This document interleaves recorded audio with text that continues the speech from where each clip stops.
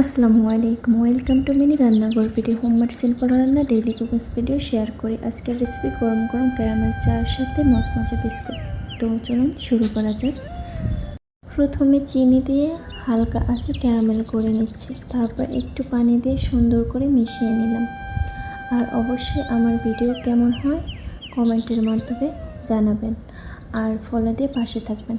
এখন এর মধ্যে দিয়ে দিচ্ছি দারচিনি, এলাচ আর তেজপাতা, সাথে কিছুটা আদা কুচি। কিছুক্ষণ ভালো করে জাল করে নিচ্ছি যাতে ফ্লেভারটা ভালোভাবে চলে আসে। দেখতেই পাচ্ছেন আমার মিনি কিচেনটা।